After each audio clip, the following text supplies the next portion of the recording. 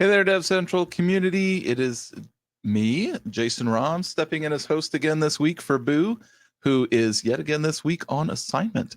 Last week he was at KubeHuddle, I think in Toronto, and this week he is at Red Hat Summit out in Beantown, out in Boston. So, he's got to go get one of those lobster rolls, and hopefully they are as excellent as I hear they are. I've had a lobster roll, but not in Boston, so I'm going to have to go get one of those one day.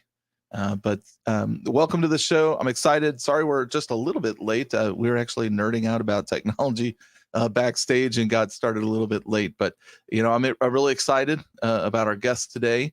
And so, he has some tremendous gifts and abilities with doing things on the maker side, but also in career. So, this caught my eye.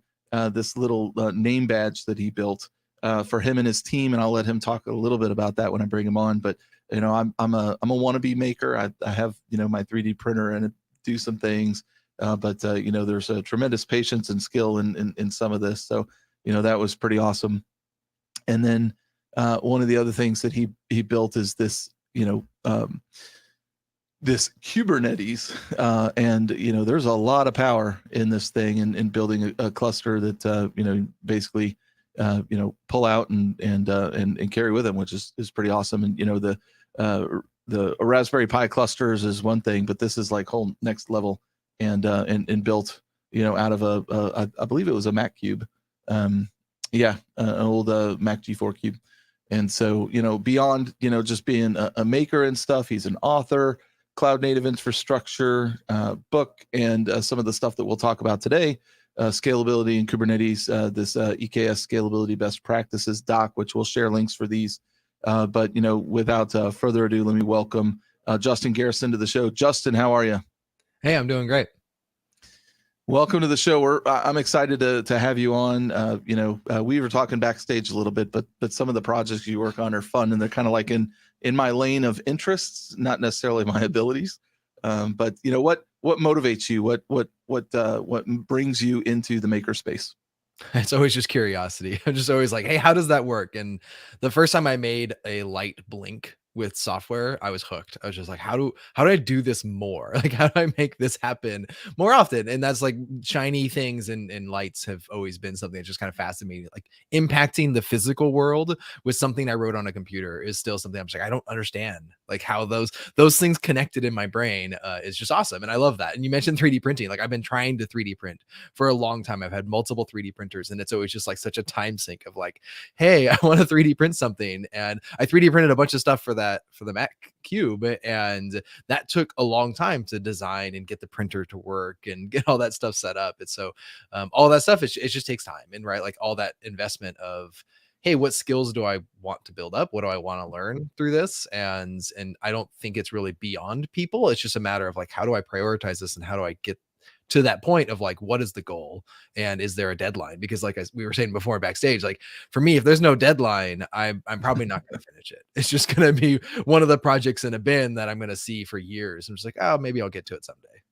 Yeah, those projects that are going to taunt you. Like I have a whole drawer full. I've got this little, rover that I was building after the Mars rover landed, and they were talking about that rocker joint on the front that allows it to like climb over rocks. Like, cool, I'm going to build one of those. And I've got the mechanical parts mostly solved, but I haven't done any of the software side and integration. So it's just sitting in a drawer. But yeah, I love what you said about bringing the software world into the tangible, right? And I mentored for years a robotics team, and that was to see actual practical things from the software that you're writing come to life is really cool. And I think it hooks the kids a lot. And I think things like the First Robotics program and Vex Robotics, and those are fantastic programs. I wish were around when I was a kid. I played sports when I was in school. I think I probably would have dropped at least one of them to be involved in the robotics world back then. One thing I love about robotics is it is a tangible way to teach software, because software and computers are so intangible. Like everything is abstract and it all happens in this box that doesn't move or do anything. But I can do a for loop on a robot arm and I understand like, oh, that did that thing and it's going back and forth because I see it's going through that loop. And those tangible things have always been super interesting to me for educational purposes and just to be able to learn them myself. And I used to love watching like Bill Nye the Science Guy, who back in the 90s had a very physical way of teaching science where it was like, hey, I still remember this day, like an episode where it was like, how big is the sun? And he had this giant ball and he filled it with earth size, like for the ratio, for like accurate ratio, like this is how big the earth is compared to the sun. And I'll never forget how many he put them all inside the sun. And I'm like, oh, that's how big the sun is. Like, it's not just like, I can't just see a number. I can't just see this abstract thing. Like, give me a physical representation of how many Earths fit inside the sun. And it's the same way with software a lot of times when it's like, hey, what did it do when I did that curl command? It's like, oh, well, you did a DNS lookup and you did this network. It's like all those things are so abstract and I can't see them that it's really hard to understand what's happening in robotics and physical projects and those sorts of things. I love as teaching aids, but also as learning for myself to say, like, what does this actually do? Yeah. Yeah. The modern Bill Nye for me is Mark Rober. I love watching his videos because he brings them to life. And he did one with the solar system with not just the scale of the planets, but the scale of the sizing between, the distance. And like, you've got the sun and like you're outside the football stadium and about half a mile down the road to get to, Uranus and Neptune. And it's crazy the distance between them and how big or really how small they are in comparison to how big the sun really is.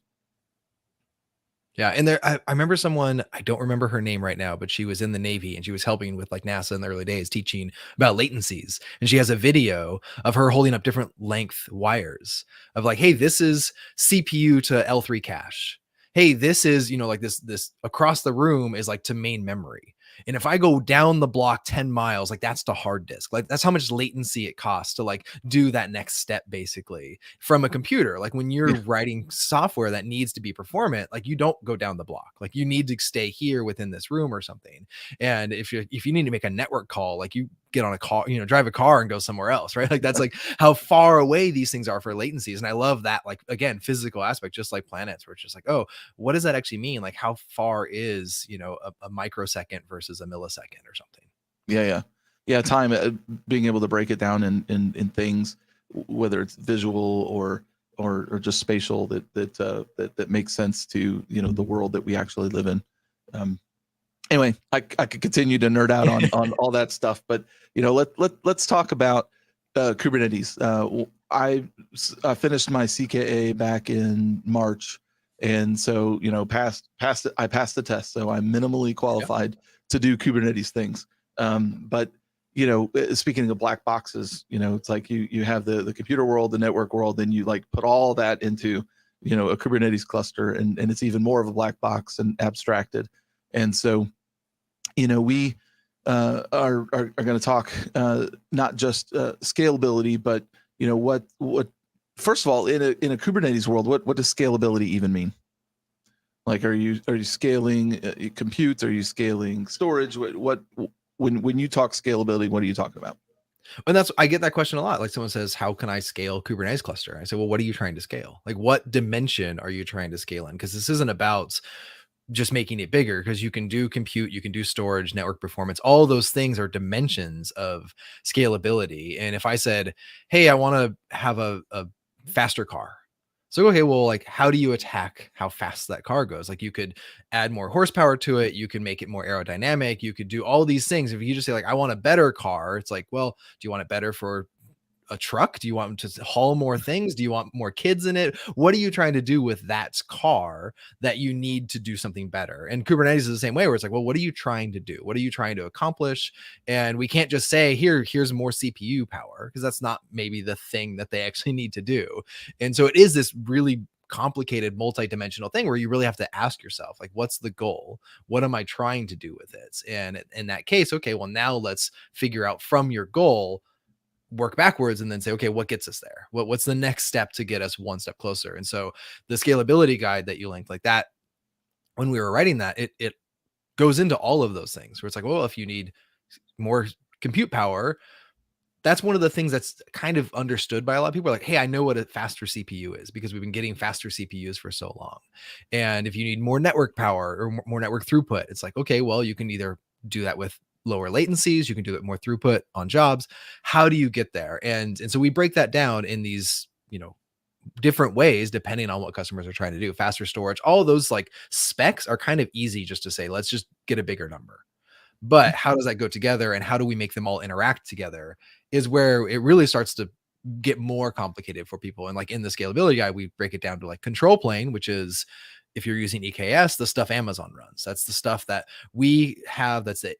API server, or the scheduler, or the controller manager, all of that stuff, we run it for you. But we're working together on this. This isn't like that's only for you. It's like, hey, but actually, if you just start running the curl command a billion times against the API server, like, that's not good practice. And like, we need to work together on those things. I have taken down multiple Kubernetes clusters in my lifetime with the yes command. The Linux yes command, which just spits out a Y as fast as possible, and it actually is highly performant. There's actually studies about why it's so performant. And I've taken down Kubernetes clusters because I've run the yes command in a pod and it filled up hard disks, or it sent too much network traffic because it was so performant. And those are things that, like, it was bad practice, but it was like me load testing things and seeing where the edge cases were. And in this case, control planes and data planes, they have limits, and we need to make sure that we work within those limits, or we plan for the next stage of how that's going to scale. Okay, we have a question before we move on here. Can you achieve scalability with on-prem k8s, not cloud provider ones? Sure. Again, that's all about the goals. And the goals, like, if your on-prem is scaling to your needs, I used to work at Disney Animation, and we had a render farm, and we would basically do the math from, hey, when is the movie coming out? How much compute do we have? When do we need to render stuff? And that we could just like fit those things together and say, okay, this is the date that we need to have a movie finished by. How long does it take us to render things, and how many computers do we have? We can scale our workloads by either spreading them out over that time or by buying more computers. And that was how we were able to scale those things. And you can do that with different workloads, depending on how many users you have, how much storage you need, all that stuff. And so if you're doing that on-prem, yeah, if your goal is ship a movie or run a website or whatever, you don't need infinite capacity. You need the amount of capacity that you're going to use for your workload. And getting back going from that goal backwards is about doing some math and making sure that you have accurate predictions and you know what the workloads are like. And so scalability on-prem is absolutely, there's plenty of people that do high scale Kubernetes on-prem, and it's amazing. And because they are able to do that math, and they just say, like, just work backwards from the goal, what do I need? And make sure those predictions are accurate. On that front, I guess it's more of a organizational business problem than a technical problem, because like you said, it's math. You just need to figure that out. But at Disney Animation, I'm sure there's more than one project going on at a time, and more than one movie or show or whatever that needs to be rendered. How does that intersection of business goals and technical capability, how does that play out? In that case, there was a total capacity that was available, and we could carve that up however we wanted. We just said, hey, the actual like limiting factor in the on-prem environment was how much power will the power company give us? Like that was like literally like, hey, like how much power can we get in the data center? And we can't go beyond that because we can't get more power here. And we could go to another a colo or something like that to get more power, to get more machines. But with our main data center, the limitation was power. So how do we work backwards from power to see how much capacity we can have? And we can have more efficient cooling, better CPUs, more efficient CPUs, better storage, whatever it is. So we were just like, okay, we have to carve that power up in a certain amount, and then we can divvy that up to departments and projects. And not all the departments are going to use all of their capacity all of the time. They're going to say, hey, actually, I need 10,000 CPUs, but I only need those at peak.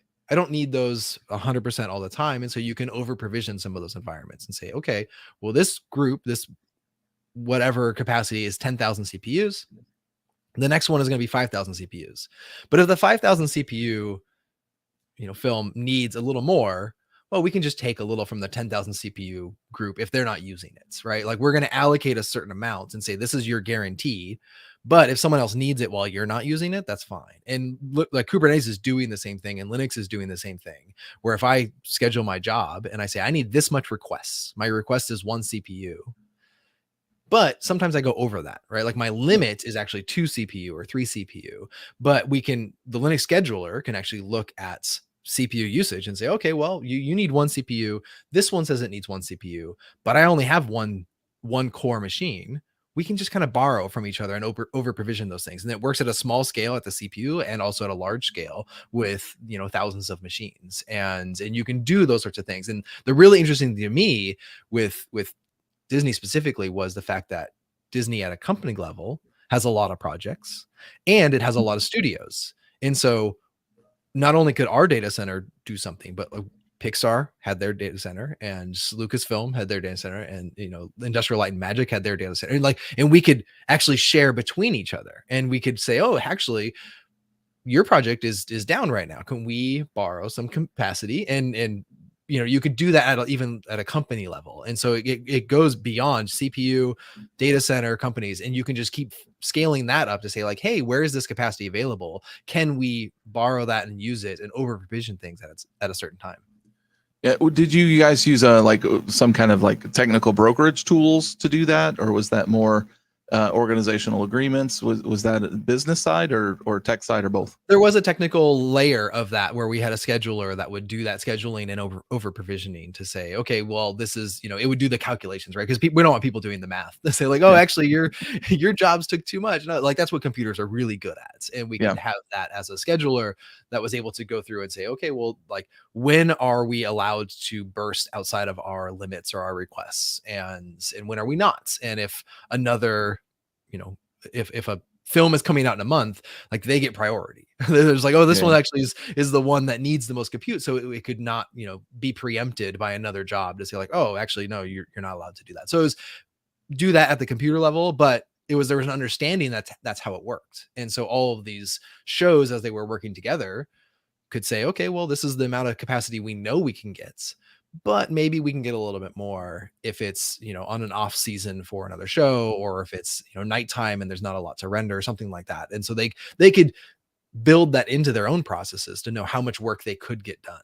And so it was fascinating just seeing at a broader studio level, how much work could be done based on those assumptions and those availability of resources. Yeah, and that's fascinating. I think that like probably entire books could be written about just There is actually a really business cool side paper. of all of that. Yeah, there is a paper about the specifically Disney Animation's scheduler called Coda, and so they wrote a white paper basically how it influenced the culture of the studio because of what it could do, because it was a new scheduler that we wrote internally, and how that worked. And so it's actually a really neat paper. I could dig it up and find it at some point, but it's called Coda, and it was a cool read just to see like, oh, how technology impacts the culture of the studio based on these capabilities that we now have. Because before then it was very rigid, and it was, hey, you can do this one thing or this other thing, and then adding that flexibility and letting people say like, actually the process is a little changeable depending on time and date and resources available. Yeah, that's fascinating. Okay, let's talk about maybe some of the tools around scaling. What's Carpenter? What does that do for us? In scaling Kubernetes, there's multiple ways that we're scaling. We're scaling pods, which are our workloads. We can scale this horizontally. We can say we just want more of them, and we can scale them vertically and say we need more resources per pod.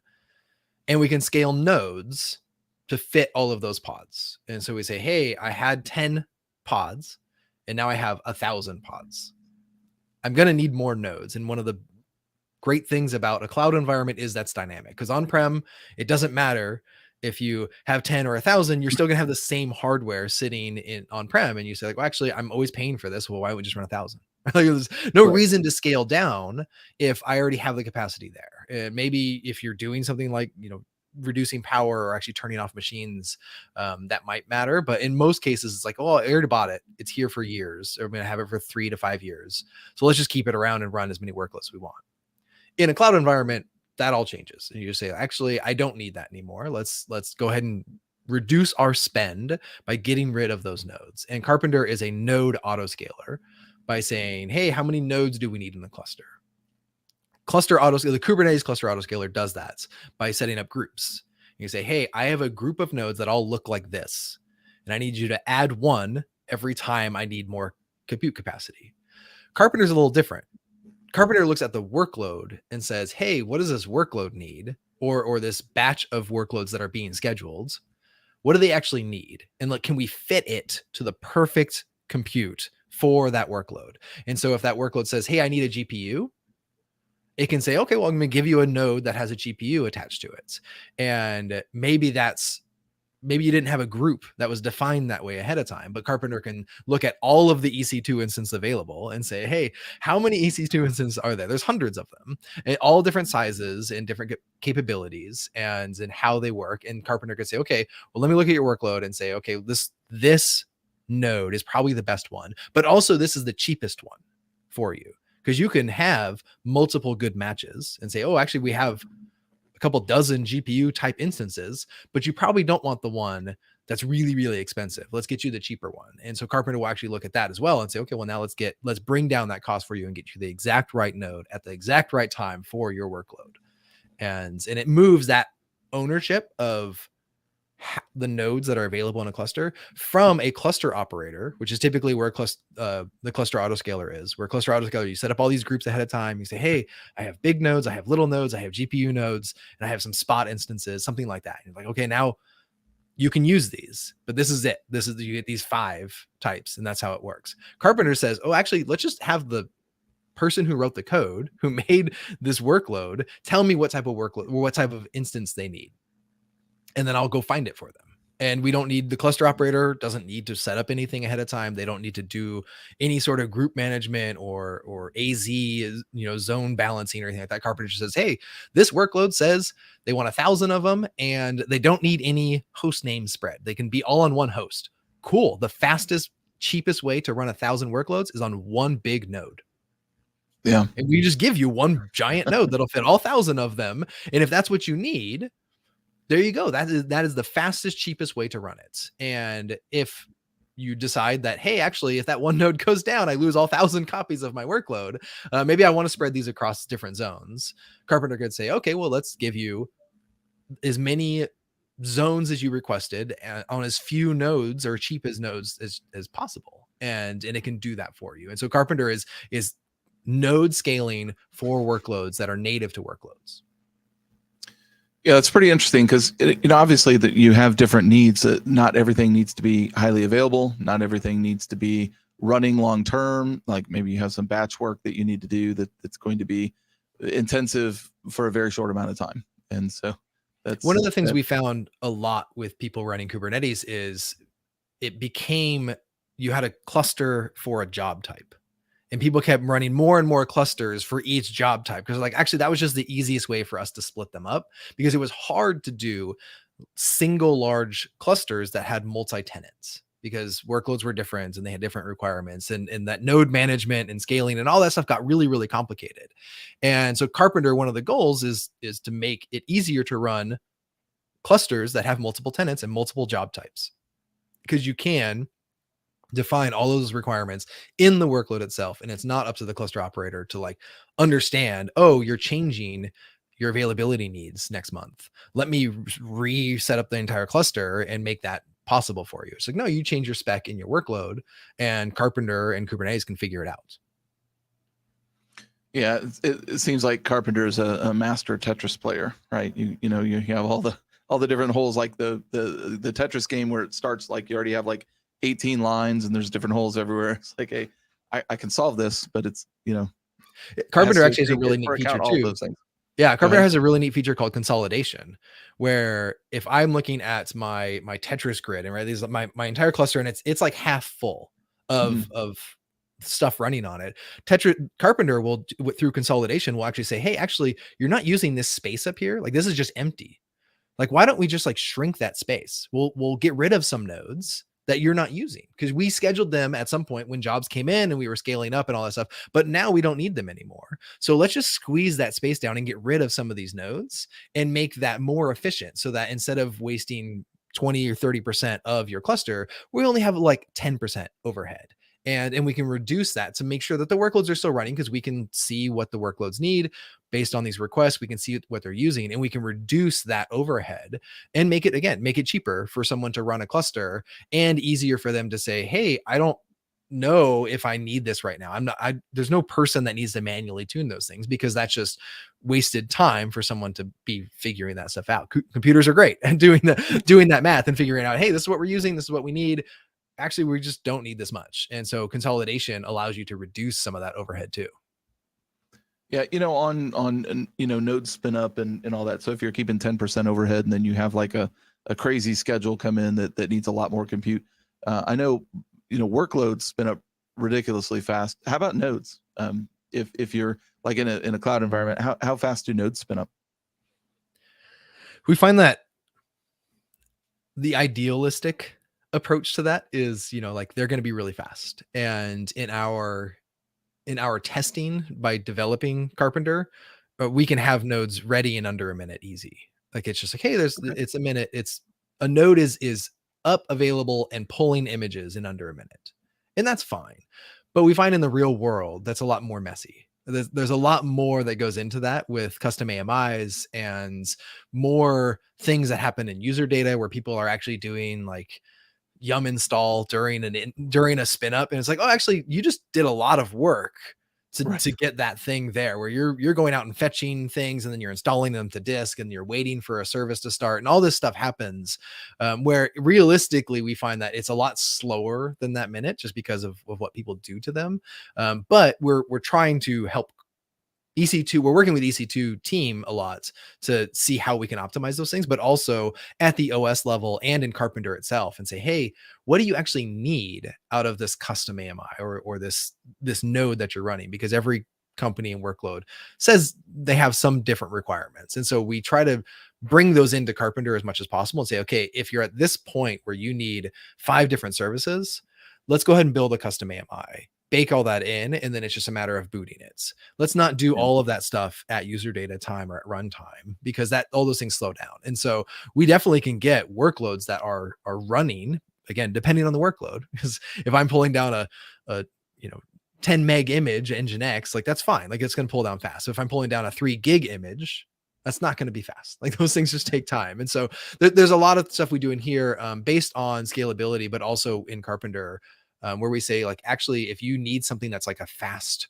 like scale up, like, hey, all of a sudden I have a huge batch of workloads that came in and I need to scale up now, you should probably over provision some of those things and make sure that you have a little extra headroom if you want to have nodes coming in. I'm actually working on an example right now for how to do like a static overcapacity in Carpenter, so we can have pods and nodes that are running that are always available. So when a workload comes in, I don't have to wait for the node at a certain level. Because again, it's a trade-off between cost and speed. Right. Everything's a trade-off, isn't it? It's like a lot of things are doable, but you got to make choices. Okay, we're getting close on time. I can't believe we've already let almost 30 minutes go by. I have a question here, or maybe more of a comment. My company has Calico on-prem. When should we move away from IP tables to IPVS, for example? I move away when it makes sense for you. Like if that's a scalability limits, like IP tables have been working in Kubernetes for a long time. They are kind of a pain to manage. They're kind of hard to debug sometimes. But if it's not a barrier for you, then I don't change things just for the sake of the new technology. IP tables is very proven and it works, but it does have limits. And if you're hitting some of those, how many in the scalability guide, we actually talk about IP tables. Like that was a whole section we wrote about, like how many services can you have? And I think it was 10,000 or 1,000 namespaces with 10,000 services or something. Like it's like, you're going to hit IP table limits when you have that many, right? When you have somewhere around like 100,000 IP table rules, like that actually is going to fall over. And then you're going to want to move over to IPVS or something. But IPVS also has trade-offs where if I look at IPVS, you can't do things like gRPC routing. There's some things that like are limits again on new technologies and old technologies that you have to look at and you have to understand what you're trying to do. Again, working backwards from that and say like, hey, if I'm never going to scale over 100,000 services, then IP tables is probably fine, depending on speed. There's a hit. There's all these things that happen, but we have it in there. We're like, there's, you can look up IP tables in there. Yeah. All right, thank you. I'm going to butcher your name. I'm sorry, Elabed. Thank you for the question. And Justin, we are out of time. I want to be respectful to your time. Thank you so much for joining us today. And for those of you on the show, I will have all these links that he shared and some of the nerd projects that I just find fascinating that you should go check out. Justin and justingarrison.com is his is that your blog site you got out there? Yeah. Yeah. I've been consolidating a lot there. Just whenever I'm trying to write new things, I try to keep it on my site. I have the site. I've had a site for over a decade and I should use it. Yeah. Very good. Well, thank you so much. And thanks for everything that you're contributing to the industry on the Kubernetes side and elsewhere. And I look forward to hearing, what comes next for you. Yeah. Thanks, Jason, for having me. All right. Take care. All right. Well, that was fascinating. I love talking shop and it's amazing how fast time can go when you're digging into interesting tech. And so thank you again for joining today. Boo, I think Boo is back next week in the host chair. And so you don't have to put up with me much longer, but I will see you out there for certain in the community. And I'll be back here on occasion. Thanks again to Justin. Thank you for everyone who joined today. I know we saw Jose out there. Thanks for joining, Jose. Earlier, I saw your comment come through. And Boo even made the show, and so thanks Boo for checking in. And with that, I will say goodbye to all of you out there in the inner tubes, and we'll see you again next week, 8:30 a.m. Pacific, right here on Tuesday. Take care. Well, thanks for checking out that video. If you have any questions, leave a comment down below. While you're down there, hit the like button and subscribe if you haven't already. You might want to check out one of these videos over here. And if you haven't already, go check out community.f5.com. This is where all the DevCentral Connects hosts hang out, as well as the rest of the community. It's free to sign up, and we'll see you there.